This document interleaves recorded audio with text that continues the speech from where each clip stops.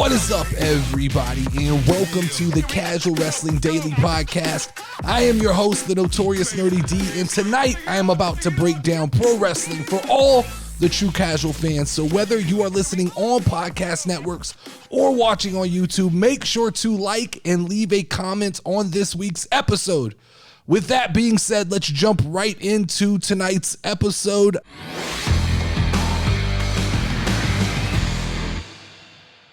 Let's start off by discussing a little bit of AEW Dynamite. Happened a couple hours ago. It's fresh on my mind.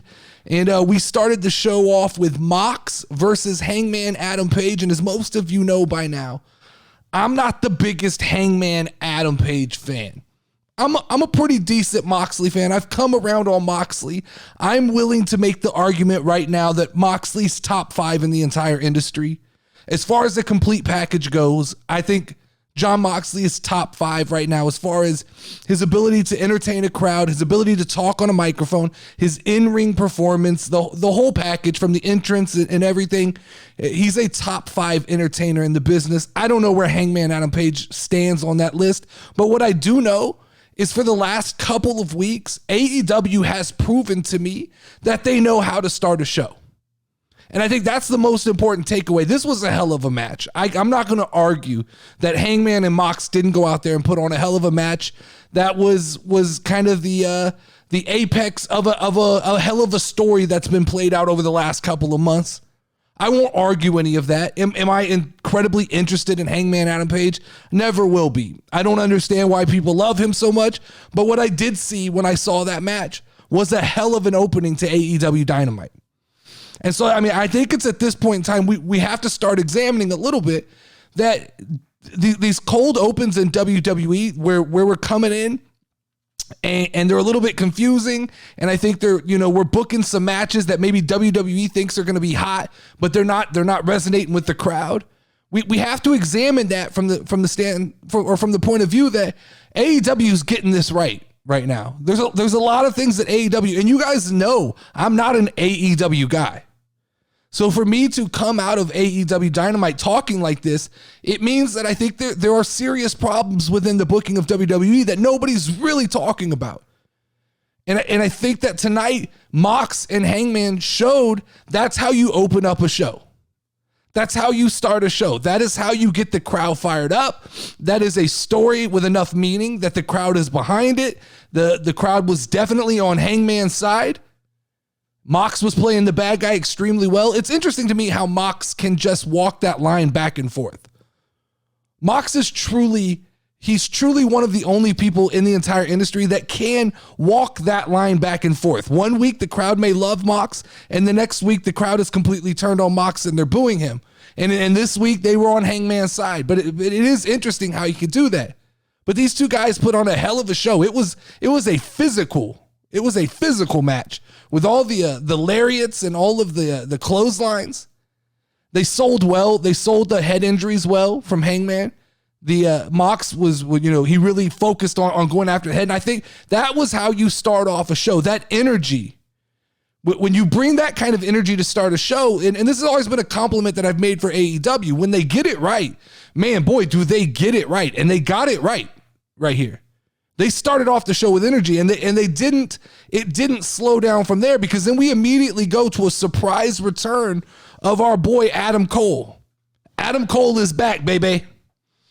And Adam Cole comes out to a thunderous pop, and it can't be discussed enough for the lack of engagement from the WWE, because right now the WWE crowd is fucking dead. And I've gone on record as saying I think they have some audio issues as far as the crowd goes. I think that they have some problems with the way they're miking up the crowd, because this last week on Monday Night Raw, I noticed a weird, low audibility of in-ring things happening and crowd, but the announcers seemed extremely loud and extremely muffled. So something's going on. WWE needs to go in and tweak their audio. But one thing AEW has that WWE does not have, and WWE needs to quickly figure out, and that is crowd participation. And crowd participation on the level that Adam Cole gets. So Adam Cole comes out to this enormous swell of a pop. The crowd is all fucking about this. And he comes back and he walks down the ring. He gets in the ring. He grabs the microphone. He goes through the let me tell you a story rigmarole whole thing Adam Cole does. And then he jumps right into an effective promo where he goes, I've got good news and I've got bad news. And immediately, I think like a lot of people, my mind jumped right to the fact that Adam Cole's retiring. This is it. This is the end of Adam Cole. So Adam Cole walks us through this very emotional kind of romantic promo that is a love story to the crowd and to his fans and to the people who support him. And I thought it was very well and elegantly said. And he did an effective job of getting us all through that. Then he got to, now I got to tell you the bad news. And I thought, fuck, this is it.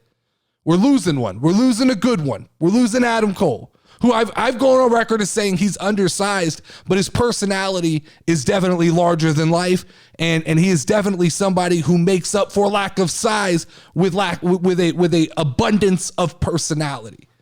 So I thought this is it. I thought we're losing Adam Cole. This is bullshit. This sucks.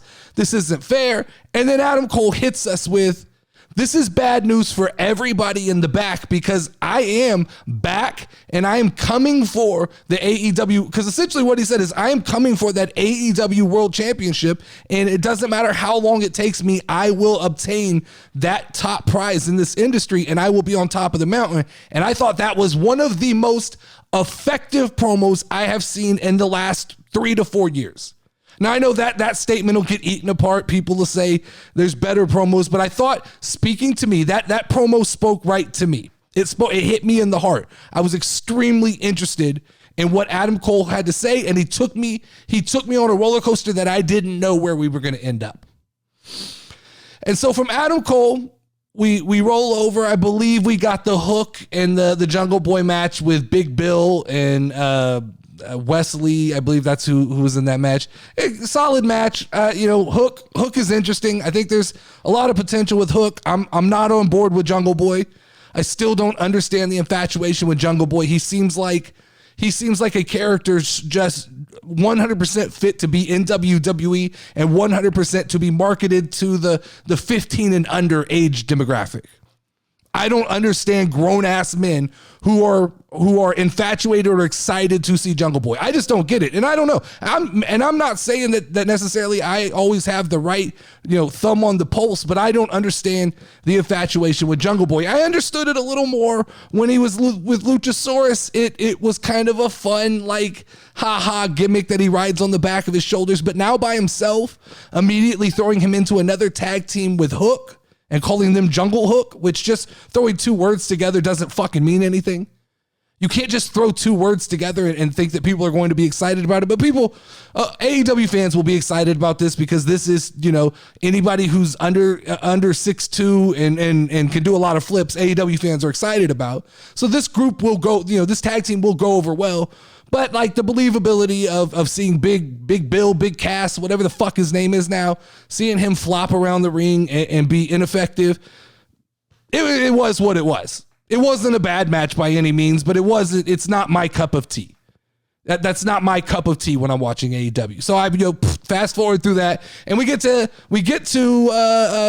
Takashi, whatever the fuck his name was. We get a Japanese wrestler coming to the ring, and we get MJF interrupting that entrance. And MJF comes in, and he spoke exactly like I want to hear, making jokes, being a heel, saying things that were negative and pushed the lines. And I saw people on Twitter.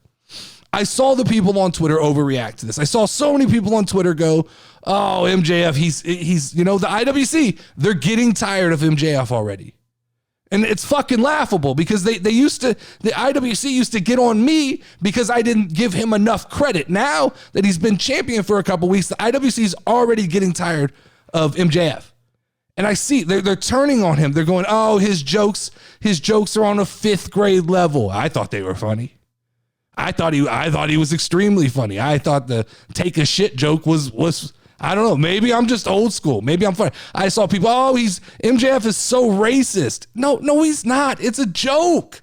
He's a bad guy. He's saying things that bad guys are supposed to say. He's literally the only guy left in the industry that's willing to really cross lines and take it to the point of where people will hate him. And that's what makes him effective at what he does. And so I thought his promo was good. I thought it may have run a little long, but I thought it was good. I thought when he turned to the crowd and he took shots at Freddie Prinze Jr., I thought that was good. It all resonated with me.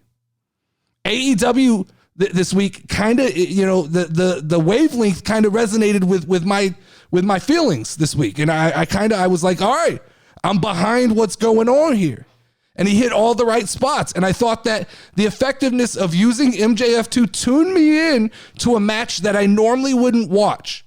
I normally wouldn't give a shit about a Japanese wrestler fighting Bryan Danielson. That's not my cup of tea. But I was more invested in this match because of the implications that come down the line for Bryan Danielson and MJF. So I watched, and I thought it was a good match. And I enjoyed it. And so I think so that hit all the right spots.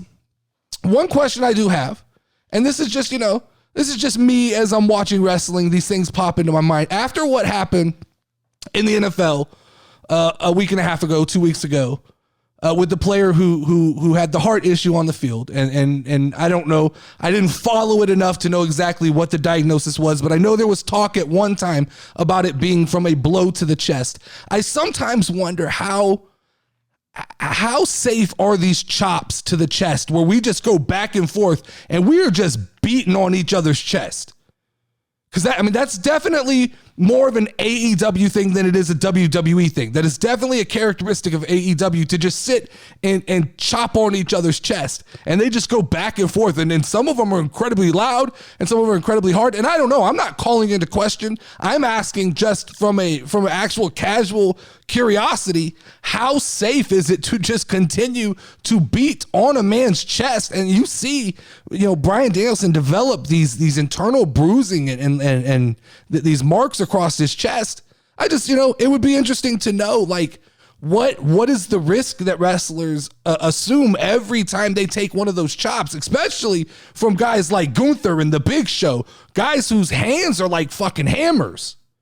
And I would be interested, and I know Jay from Jay Knows Wrestling is going to be doing a segment on the show in the next couple weeks where he talks about different maneuvers and explains kind of the science behind them. And I think that's going to be interesting and fun, and I'm going to learn a lot from it, and I'm excited about that. But I would be interesting, and I may put in a request to Jay just to kind of get his feeling, because he does have actual experience with this kind of stuff.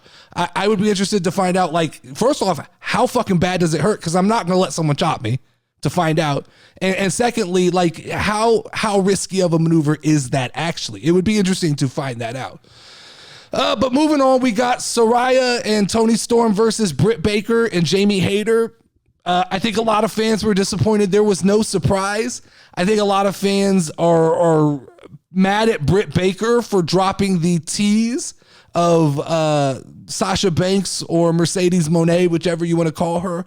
I think here's what I really believe happened. This is 100% what I believe happened. I believe that AEW, Britt Baker, Saraya, they had every intention. They probably had talks with Mercedes Moné. There were talks that, like, hey, you should come join us. And I believe that in those casual conversations where you're going back and forth, Mercedes Moné probably said, yeah, let's talk about it. Let me get through this, this New Japan thing, and then we can talk about it. And so I think that there was every intention of the world for this to actually be Mercedes Moné. I just believe that whatever they were trying to get to never materialized, and they had to pull the trigger on plan B. I think they just went about it very awkwardly.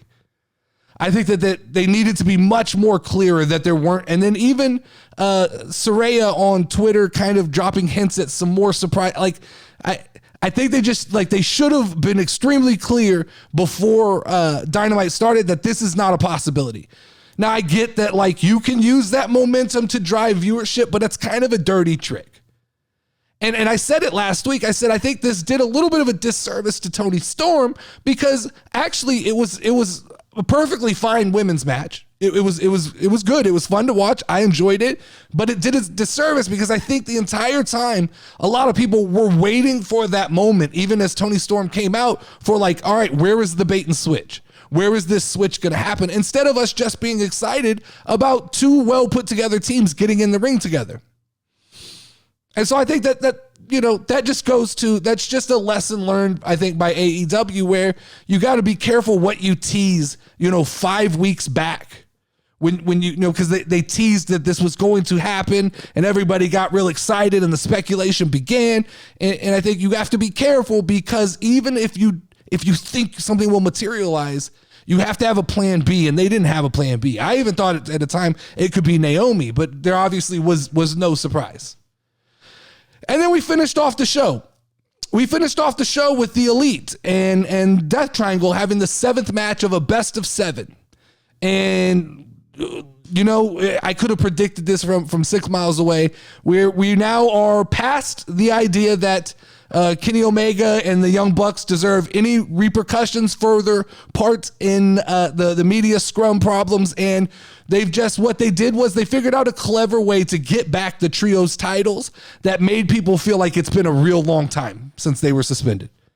Right? They didn't just come back and immediately win them. What they did was they set up a best of 7 so that essentially they could fight one team 7 times and take those titles away.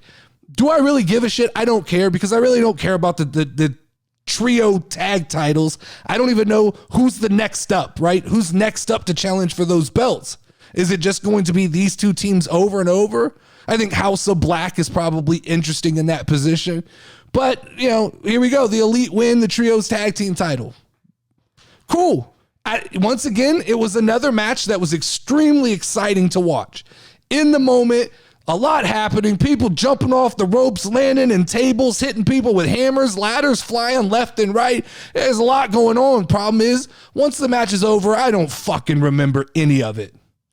None of it is memorable enough for me to remember. In the moment, this is like Circus Soleil. There are things flying. There's fireworks and sparks and people crashing and train wrecks. But when it's over, I don't remember it. I don't remember anything that happened, but I think it was an effective main event. I do think that it was a good main event. Like I said, I really don't care. It was predictable that Kenny Omega and his boys would win the title back. I know there were people hoping that there was some kind of surprise where like CM Punk returned to mess it up, but I think that I honestly believe they don't want Kenny Omega and the Young Bucks want nothing to do with CM Punk. Whereas I do believe CM Punk has expressed, at least, metaphorically, that he would be open to returning and mending some of these wounds. So that is what it is. But overall, I thought the pacing of that episode of Dynamite was extremely effective. And I think coming off of some of this bad publicity that WWE had from last night, whether warranted or not, and I'll talk about that in a minute, coming off of that momentum, I think this was a solid show put together to really speak to a WWE style audience that goes, hey, there is an alternative. Just remember, guys, there is an alternative. We have Jericho, which I didn't talk about, but the JAS stuff was fun. I think Jericho, he always is kind of just entertaining, and you saw Bryan Danielson, and you saw I'm going to call her Paige because I'm speaking to the WWE audience now. You saw Saraya, you saw Paige. You introduced people to Britt Baker and Jamie Hayter and Toni Storm as a AEW entity. You had Kenny Omega, and you had this train wreck of a match that can be excited to somebody who's never seen it before.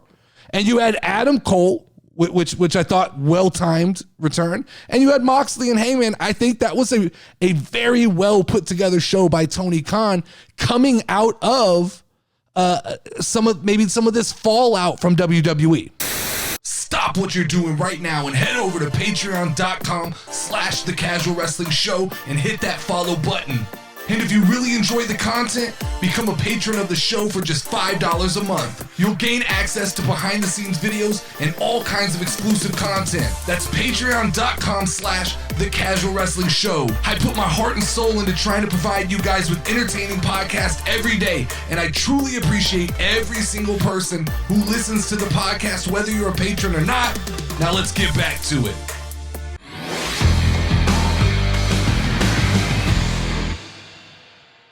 All right, so I got to kind of follow up on yesterday's episode was a strange one because I had every intention to come in and do a full, 4-topic podcast, and I sat down and the news kind of broke. It was weird because, I went from recording in the afternoons to I'm going to start recording at nighttime because I feel like, the thought process was my mind functions better at night.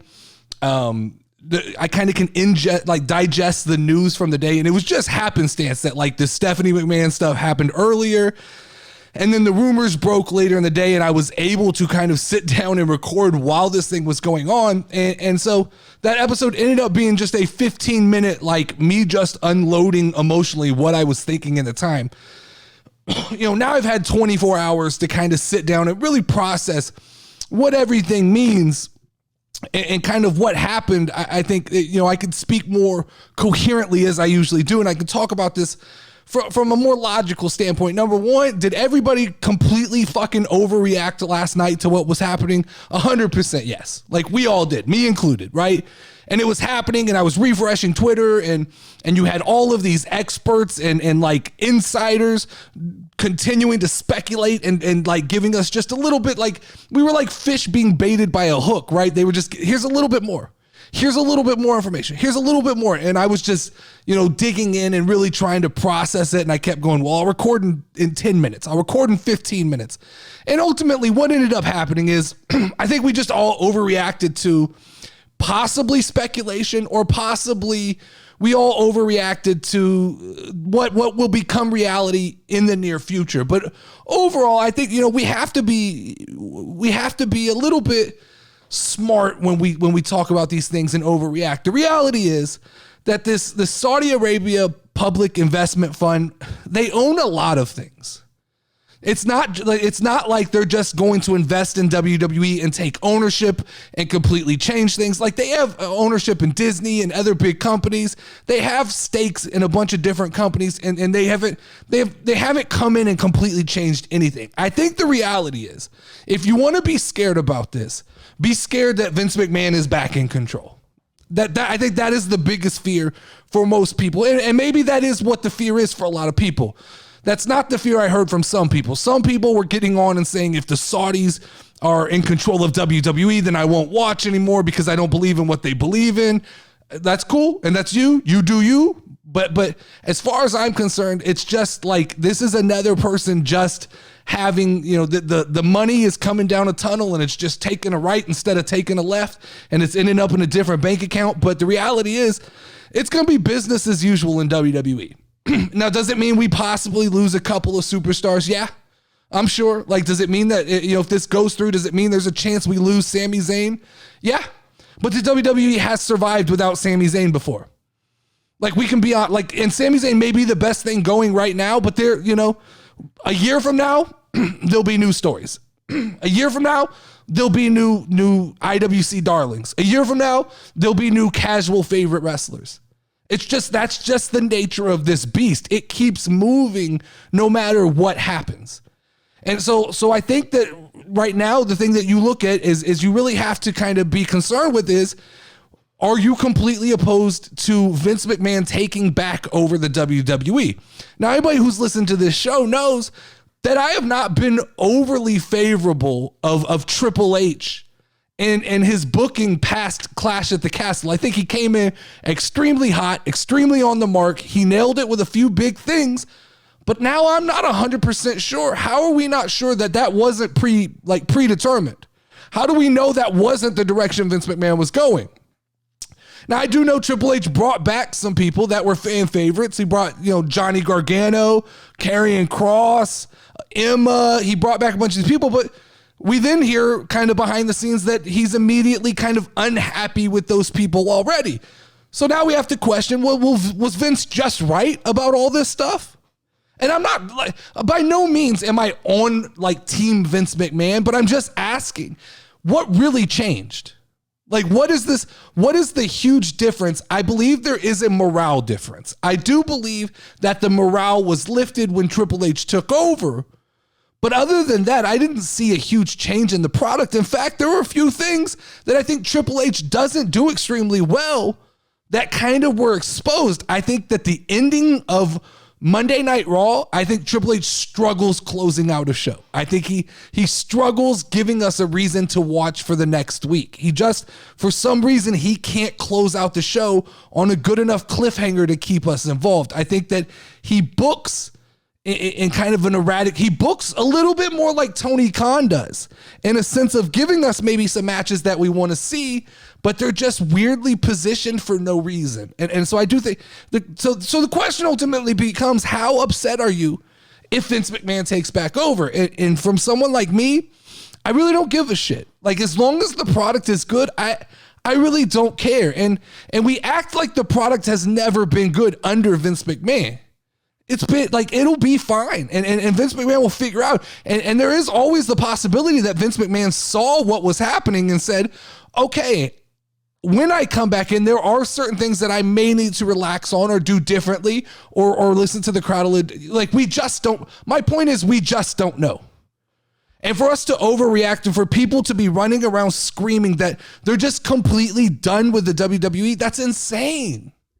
It is literally insane for people to overreact to this in the way they did. Like, Stephanie McMahon had opted to take a leave of absence before Vince McMahon, kind of all that shit came out about Vince McMahon, and she was forced or given the opportunity to step in as CEO. So that this isn't a bit, we can't overreact to that. And as far as we know, like, as far as we still know right now, nothing has changed. And as far as we know, if this Saudi Arabian public investment fund buys WWE, nothing may change at all. It may be tomorrow tomorrow is in a loose term of tomorrow, when we wake up and this finally goes through, right? And nothing may change, like nothing at all. I mean, Vince McMahon hasn't even really threatened to come back and take control. So we don't know. The problem is we all overreacted, and I did too. This isn't me pointing fingers at a bunch of people. I overreacted just as I think everybody else did to this. But I think, having 24 hours to sit back and think about it, like, is it really that big of a deal? Are there really some possible, like, some interesting things that could happen if WWE wasn't a public company anymore? I mean, could we all bitch and complain about going back to the Attitude Era? Like, if you're not answering to anybody, you can push the limits a little more. You can do some things and not have to hear from certain people. And when the TV media rights come up, if these television networks don't want to play ball, there are other options. There are definitely other options. I mean, look, UFC did it with ESPN and made these interesting deals. So there's always other options. My point is, we just can't overreact to any of this. Like, we have to relax and just kind of take a wait and see approach. And there's always this idea too, that all of that overreaction, while it may have slowed down the sell, I see people going, well, maybe we affected. We didn't. No.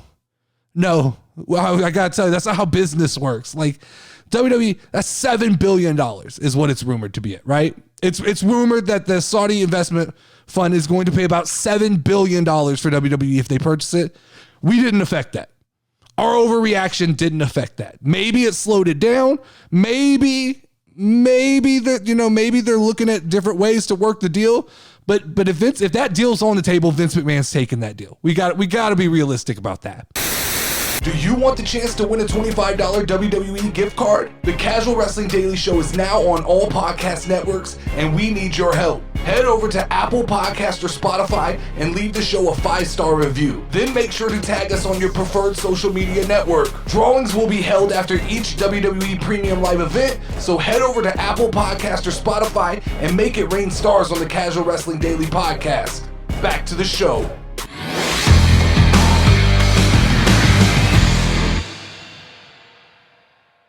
All right, so let me talk about a couple of things that I didn't get to talk about early in the week, just because I'm trying to figure out this new schedule and when I'm going to record and how I'm going to do this. But one thing I want to talk about was I never got a chance this week to talk about Prison Dominic Mysterio. And this has been on my mind because everybody knows I have been extremely critical of Dominic Mysterio.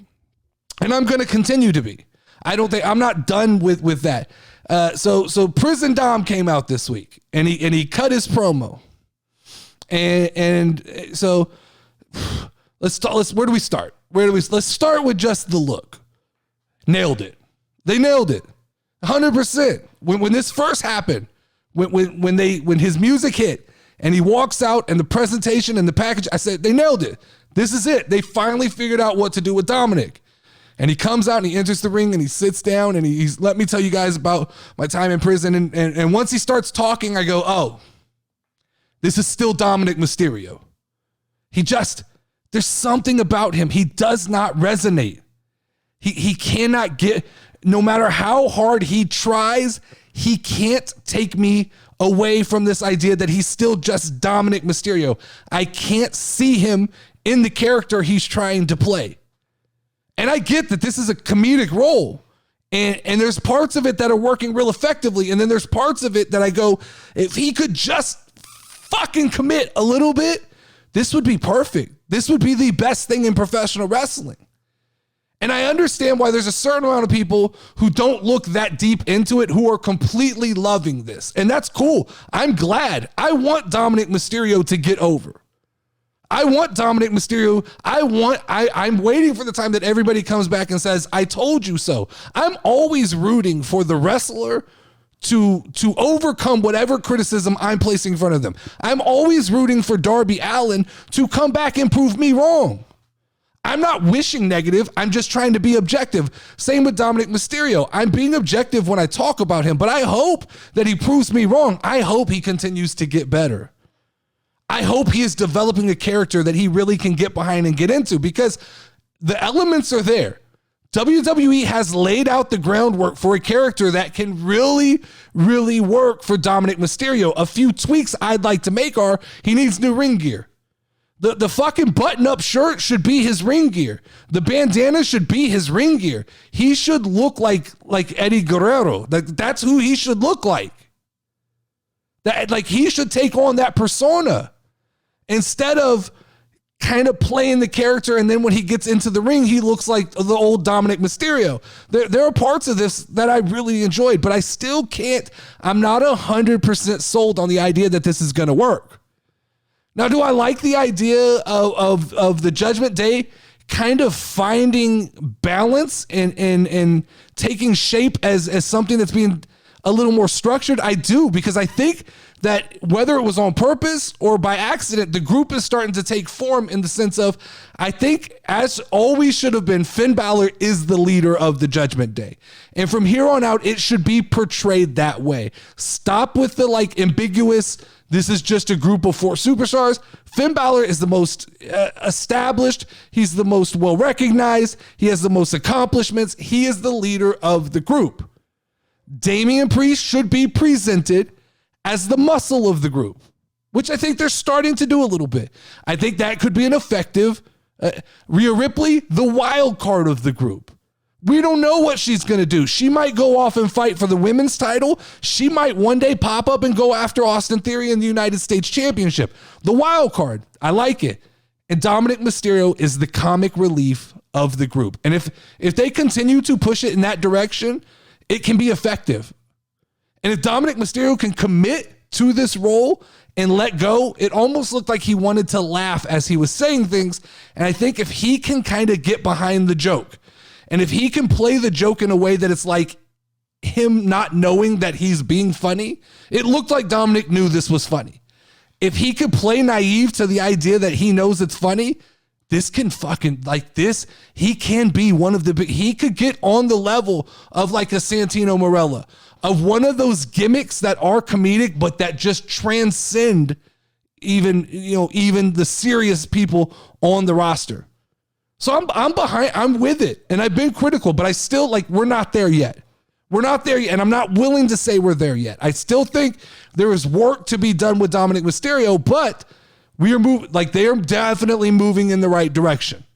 This is best case scenario for Dominic Mysterio at this point in time. Now, interesting enough, the last topic I'm going to talk about kind of ties into Dominic Mysterio, as in, I don't know if anybody heard, but when we were backstage on Monday Night Raw and Adam Pearce was yelling at the Usos and he talked about giving them a tag team match, Adam Pearce said that next week or somewhere down the line, I don't remember exactly what he was talking about, the Raw tag team titles will be on the line. He didn't mention the SmackDown title. He didn't mention them as a undisputed or whatever we're calling them. He just said that the Raw tag team titles will be on the line. So it looks to me Like we may be setting up a splitting of the belts as I've been calling for the last couple of weeks. Now on NXT, I just happened to turn on NXT the other night and let it play in the background while I was playing my Nintendo Switch, just to have background noise. But I did hear them repeat the sentiment, and one of the, I don't know if it was Booker T or who it was, somebody said that there will be a Raw tag team matchup in the future. So they're late. Like I think this is it. And so it's the Judgment Day are going to be challenging for the tag team titles. I like the idea of the Judgment Day challenging for the titles under the Freebird rule. I think that it worked for the New Day. It definitely can work for the Judgment Day. I think it would be fun if Rhea Ripley was even involved in that some. I think it would be fun if they do. I think they should. Let me go on record. I think they should win the Raw tag team titles. I think they should. And I think the way you book this to protect the Usos is when this matchup happens, the Usos should be put up against like insurmountable odds, right? Like every tag team from the Raw tag team division needs to, in some form or fashion, get involved and cause problems in this match. The Alpha Academy, the Street Profits, everybody needs to come out and kind of get involved and cause problems and cause the Judgment Day to win these tag team titles so that there can be titles on Raw, because this has held Raw hostage for the last 6 months. This has been a problem. The Usos having both belts has while it's been great for the Usos and great for the Bloodline, it has held every other tag team in WWE hostage and made booking just like almost impossible. And I feel for Triple H on that, because what do you really do? We can't blow up the momentum of the Bloodline when we're fucking 2 months away from WrestleMania, but we also have to be able to book some of these other teams into meaningful situations. And so I think the way you do this is you book the Usos just in an unwinnable fashion. Just like every possible thing that can happen happens. And the Judgment Day win the Raw tag team titles and they can defend them under the Freebird rule. And it will make Raw incredibly more special. It will make Raw feel so much better to have tag team champions, especially someone like the Judgment Day, who is such a feature of Monday Night Raw, to have them have a reason and see them defend those belts under the Freebird rule and possibly see Rhea Ripley. That's not something we ever really discussed or thought about. Was Rhea Ripley actually, we thought, well, we've had like China go after the Intercontinental Championship. We've had women wrestlers win men's belts, but I've never really considered the idea of like Rhea Ripley being in the tag team in a Freebird style and being part of the Judgment Day as tag team champions. I never really expected that. I think that could be extreme. I think it could work, but it is something that has to happen. And I think that it can be booked smartly in a way that as we begin, we see the kind of splitting up of the Bloodline. We see the cracks being formed. We see Sammy kind of starting to, he got pinned by John Cena or Kevin Owens. I forgot who pinned him, but he got pinned in that match. And we've seen kind of the cracks begin to form. I think another crack in the foundation could be the Usos losing one set of the tag team titles. And so then you can move forward in a way on Monday Night Raw where it's a little closer to business as usual. I mean, because right now Monday Night Raw has nothing. It has a women's champion and it has a mid-card champion that, while they're trying to make us believe it's a big deal, they're not. It's not. They haven't been. It was more effective when Seth Rollins was champion. And I know everybody fucking gets on me when I talk about Austin Theory, but he's just, to me, he's cookie cutter. He's just cookie cutter. He's just angry white wrestler who wrestles extremely aggressively, but then slips into moments of like being a heel. Austin Theory is not going to be effective until he's moved back to being a babyface, or until he is a babyface. That's when I think Austin Theory and his new character will make sense, is when he's portrayed as a babyface. I still do not understand why Austin Theory is being booked in a more serious light as a bad guy. He needs to transition, and Seth Rollins is the perfect heel to transition against, but I think we see the moving pieces now as we head into Royal Rumble. Things are starting to split up and everybody's going to go their own direction, and I think that there's still a possibility that they're playing with an idea of who does Austin Theory fight at WrestleMania, and if there's even still a hope that it's John Cena, because Logan Paul has his own set of problems going on right now. So if they're still thinking about John Cena versus Austin Theory, I think you have to keep Austin Theory a heel. But I think I would 360 on that. Turn Austin Theory into a babyface. Make him an aggressive babyface. Make him a very serious babyface. Continue him on a path of winning, and I think I can get behind that. I just can't get behind the bad guy Austin Theory, who is a cookie cutter. I can't do it. But that is all the time I have tonight. Thank you for tuning in to another episode of the Casual Wrestling Daily Podcast. I hope you enjoyed today's show. If you have any suggestions or thoughts for other episodes, please don't hesitate to reach out and drop those in the comments. Feel free to ask questions to be answered. And don't forget to join me tomorrow night at the same place, same time for more wrestling talk. Until then, it is time to ring the final bell. Step in the ring, if you ready, let's go. Hey, Casual Wrestling Community Show. You already know, talking WWE. Keep it rolling and hosted by Notorious Nerdy D. Don't be sure that you gon' find. Tune in cause it's online. Hit them with a figure 4 leg lock, power driver or clothesline. We bringing that heat like for show, but you should